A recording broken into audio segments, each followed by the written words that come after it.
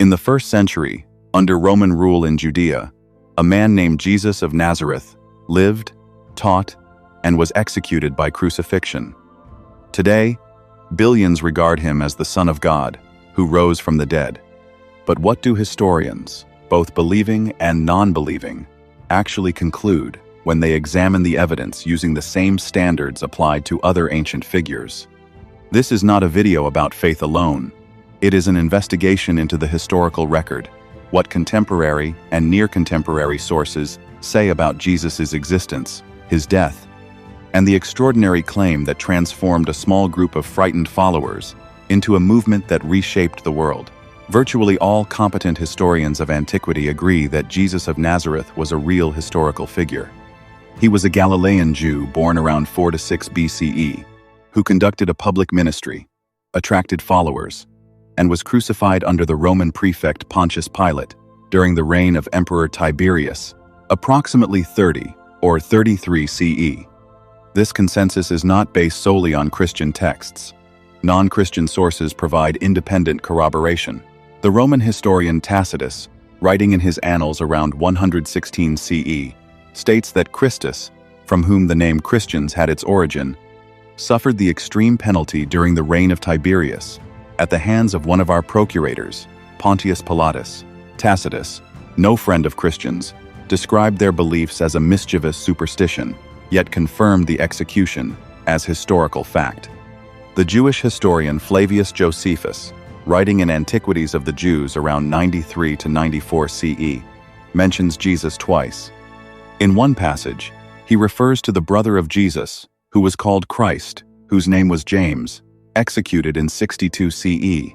Scholars widely regard this as authentic. The longer Testimonium Flavianum passage, while containing later Christian interpolations, is generally understood by historians to have an authentic core, describing Jesus as a wise teacher who performed surprising deeds and was crucified under Pilate. These references, along with others from Pliny the Younger and the Talmud, establish that Jesus' existence and crucifixion were known outside Christian circles within decades of the events. The crucifixion of Jesus is accepted as historical by nearly every scholar who has studied the period, including skeptics. As Bart Ehrman has noted, it is one of the most certain facts of history. John Dominic Crossan, a liberal scholar, states it is as sure as anything historical can ever be. Why this confidence? Crucifixion was a public, shameful Roman punishment reserved for rebels and slaves. The early Christian movement proclaimed a crucified Messiah, an embarrassing claim in Jewish and Roman eyes that would not have been invented. Multiple independent sources, including the Gospels and the non-Christian references above, converge on this event. Roman practice makes survival after crucifixion highly improbable. Medical and historical analyses confirm death by asphyxiation or trauma was the outcome. One of the strongest pieces of early evidence comes from the Apostle Paul's first letter to the Corinthians, written around 53 to 55 CE.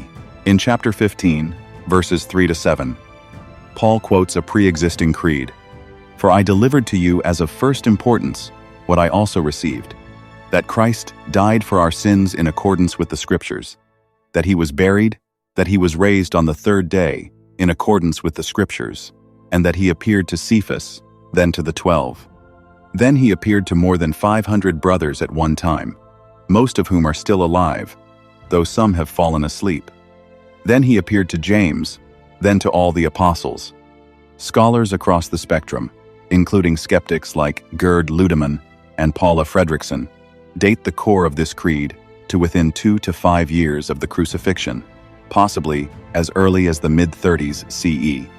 Paul states he received this tradition, likely during his visit to Jerusalem around 35 CE. The language shows Semitic influences and non-Pauline style, indicating it originated in the earliest Jewish Christian community in Jerusalem. This places eyewitness-level testimony remarkably close to the events. The mention of more than 500 witnesses, many still alive at the time of writing, invites verification, an unusual detail for legend. Historians Gary Habermas and Michael Licona have identified minimal facts accepted by the vast majority of New Testament scholars, even skeptical ones. These include: Jesus died by crucifixion. His disciples believed they experienced appearances of the risen Jesus. The early church proclaimed the resurrection very early. James, Jesus' skeptical brother, and Paul, a former persecutor, became believers after claimed experiences, and the tomb was found empty, accepted by a significant majority of scholars. The empty tomb tradition appears in all four Gospels and is implied in the early creed. Jewish and Roman authorities had strong motivation to produce the body if it remained in the tomb, yet the proclamation of the resurrection began in Jerusalem itself, where it could have been easily disproven. Instead, the movement grew rapidly despite persecution. Scholars have proposed naturalistic alternatives: hallucination, stolen body, or legendary development. However, these face significant challenges. Group hallucinations are not well supported psychologically in this context. The rapid transformation of disciples from fear after the crucifixion to bold public proclamation requires explanation. The creed's early date leaves little time for legend to develop.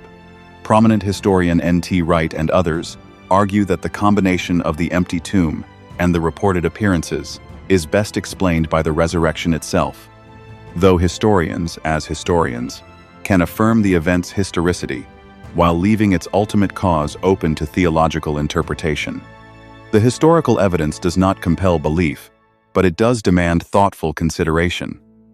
A man executed as a criminal became the center of the world's largest faith within centuries. The earliest witnesses proclaimed his resurrection not as a distant myth, but as events they claimed to have seen and touched. Whether one approaches this as a believer, skeptic, or seeker, the data surrounding Jesus of Nazareth remains among the most scrutinized and consequential in human history. What do you conclude from the evidence? Share your thoughts in the comments below. If this video added value to your understanding, please like, subscribe, and turn on notifications for more in-depth explorations of history, faith, and ideas. Thank you for joining this journey into one of history's most profound questions.